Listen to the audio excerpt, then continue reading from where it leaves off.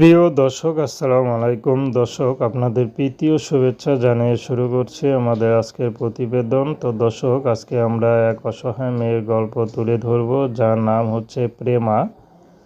প্রেমার বিয়ে শাদী এখনও হয়নি। প্রেমার মা আছে, ছোট একটা ভাই আছে।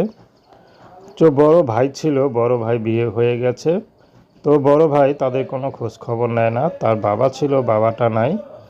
তো বাবা আগে তাদের জুতার ফ্যাক্টরি ছিল। তো প্রেমাদের অবস্থা ভালোই ছিল, কিন্তু হঠাৎ করে প্রেমার বাবার ফ্যাক্টরিতে আগুন ধরায় তার বাবাটা স্ট্রোক করে মারা যায়।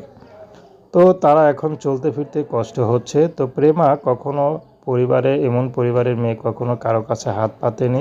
এখন ইউটিউবে আসতে বাধ্য হয়েছে, কারণ তাদের দেয়ালে পিঠ ঠেকে গেছে। তার যে এখন বিয়ে হবে সে ব্যবস্থা হচ্ছে না।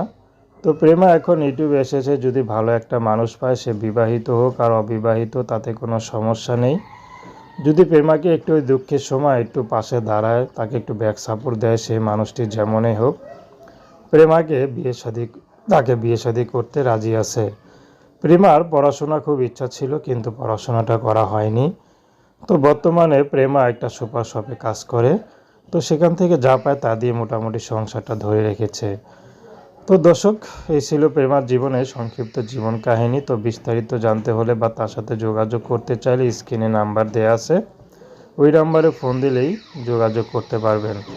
তো প্রেম, ভালোবাসা, সাহায্য, সহযোগিতা, বিয়ে শাদী করা একান্ত আপনাদের ব্যক্তিগত ব্যাপার। আসুন আমরা 5 ওয়াক্ত নামাজ পড়ি।